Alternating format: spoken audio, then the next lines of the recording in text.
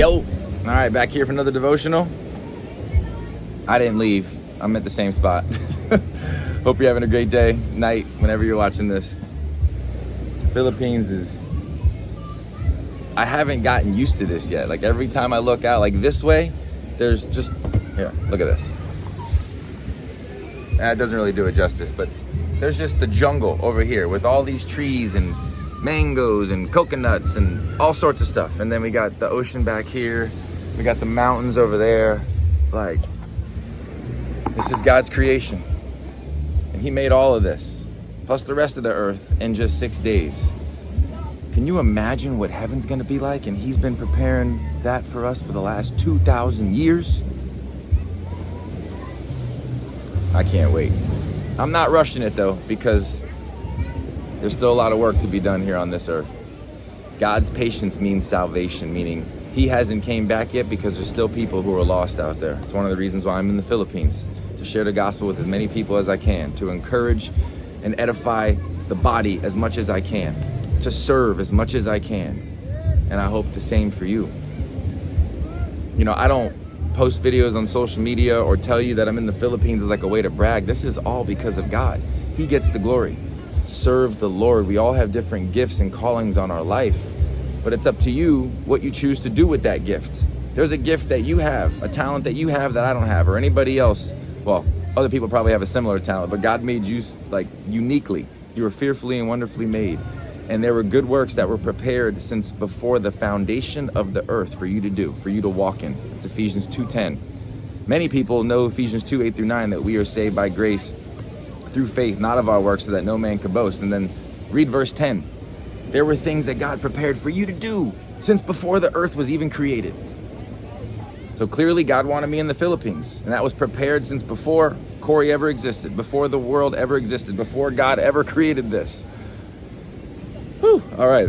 So remember, Mary and Martha had just told Jesus that Lazarus was sick, and he ended up staying where he was for 2 more days. And then he says, let's go back to Judea. So in verse 8, but his disciples objected, Rabbi, only a few days ago, the people in Judea were trying to stone you.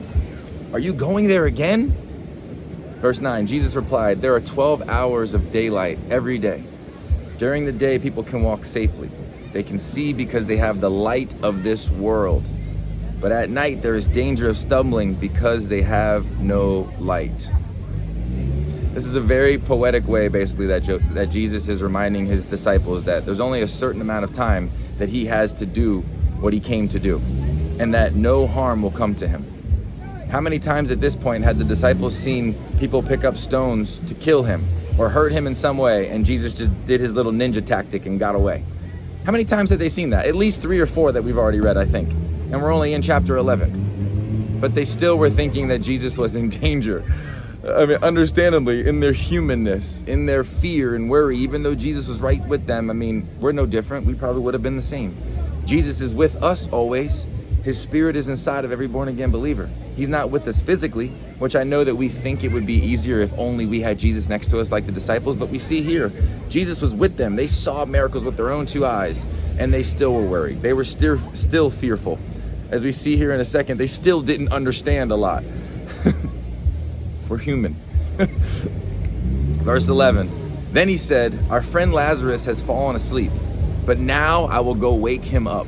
So when Jesus says, now I will go wake him up because Lazarus has fallen asleep, the disciples, being human, not understanding that Jesus was using sleep as a metaphor for death. Why didn't Jesus just say plainly that he had died? I'm not really sure. Jesus, we know, loved to speak in, metaphors. He loved to speak in parables. I think it's especially for our sake, so we can seek him more, so we can lean in more, we can study more. Helps us get closer to him if we don't truly understand and we have to figure it out for ourselves. And these disciples, I don't think, were any different. Verse 12, the disciples said, Lord, if he is sleeping, he will soon get better. They thought Jesus meant Lazarus was simply sleeping, but Jesus meant Lazarus had died. Verse 14, so he told them plainly. After he used the metaphor, or tried to, he was like, guys, Lazarus is dead. Lazarus is dead. And for your sakes, I'm glad I wasn't there, For now you will really believe.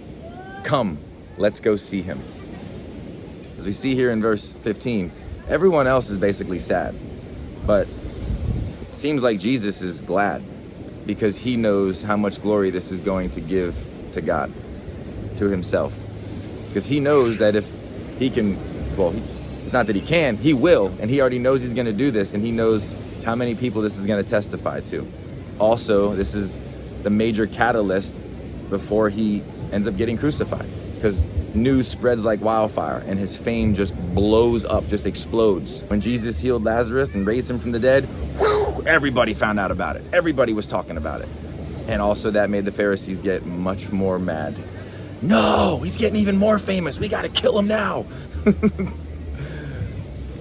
Also, the disciples had to be very, very confused at this point because they're walking with Jesus. They say they believe in him. They truly think that they believe in him. And he's like, well, maybe now you will believe. You will really believe. Come on, let's go see him. They probably had to be like, what? We already do believe in you, Lord. You're the Messiah. Verse 16, Thomas, nicknamed the twin, said to his fellow disciples, let's go too and die with Jesus. So apparently the other disciples didn't want to go to Judea. Of course, they were scared because of what just happened. They just tried stoning Jesus. But Thomas did. And when I read that, and I'm thinking about it, it's pretty interesting because Thomas, who is also known as Doubting Thomas, he's the one that didn't believe that Jesus had resurrected. He doubted. But here, he fully believed, and he was the only one seemingly who was ready to go. Again, it shows our humanness. One moment we could be ready to die for Jesus. The next moment, we're scared or we're doubting. I also think of Peter. Peter said, Lord, where are you going? I'll die for you. And Jesus told him that he was going to deny him. And then Peter did deny him. And then Jesus so graciously restored him as well. Again, Peter, the man who walked on water, denied Jesus. That's crazy when we think about that. But again, it shows their humanness. When we read scripture, we see this is us. Why are these stories in the Bible? Why is there an account of this? It's for us, to encourage us, to edify us, to mold us, to build us, to strengthen us. This is why we have the word and so many other reasons as well. Verse 17, when Jesus arrived at Bethany, he was told that Lazarus had already been in the grave for 4 days. Now, real quick, the Jews believed that the spirit of a person kind of like hovered over them for 3 days. So that's probably why Jesus waited till the 4th day to break that superstition, because that's what it was. It was a superstition. Obviously, there was no merit or no truth to that. That's just what they believed for whatever reason. But also, scientifically, after 3 days is when the body starts to smell. Hopefully I never have to smell a dead body, but you see in movies or shows, or I've heard that the smell of a dead body is like the worst thing you could ever smell. Like you gag. So after 3 days is when the body starts to smell. How much more glory does that give God? So not only did they think that the spirit hovered, so maybe if he did it before 3 days, they'd be like, oh, okay, well, we can understand that kind of because the spirit was still there. Jesus waited till the 4th day for that reason, but also because once the body starts to decompose, how much more amazing does this make this miracle? It's already amazing, period, but it's like, takes it up a few levels whenever he waits till the 4th day, when the body's starting to smell. Whew. This is something that when we get to heaven, I hope there's, I've mentioned it before, but I hope there's some sort of like movie theater or something in heaven, or the equivalent to it, where we can go back and like rewatch the miracles that Jesus did, like to see everything that we've read about, to see what it actually looked like, to see what the people's faces looked like, to see what Lazarus looked like when he came out wrapped in like the mummy looking cloth. I think about this moment. Anytime I read this story or think about this, I think about this moment like, man, I want to see this. I want to see what it looked like. Verse 18, Bethany was only a few miles down the road from Jerusalem, and many of the people had come to console Martha and Mary in their loss, the funeral. When Martha got word that Jesus was coming, she went to meet him, but Mary stayed in the house. Martha said to Jesus, remember Martha is the servant Martha, Lord, if only you had been here, my brother would not have died. In a way, she's kind of blaming Jesus for his death. In a way, not straight up, but she kind of is, all right? Verse 22, but even now, I know that God will give you whatever you ask. In other words, she's saying, Lord, I don't understand this, but I still believe. Let us take a lesson from that. Even when we don't understand things, which is going to be often and always. Well, can't say always. Most of the time, we don't understand what God is doing. But let's not rely on our own understanding. Let's trust in the Lord with all of our heart. Seek him.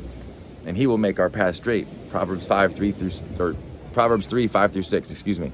Don't lean on your own understanding. We're not going to understand most of what God does. Trust in him. And even when you don't understand, don't lose faith.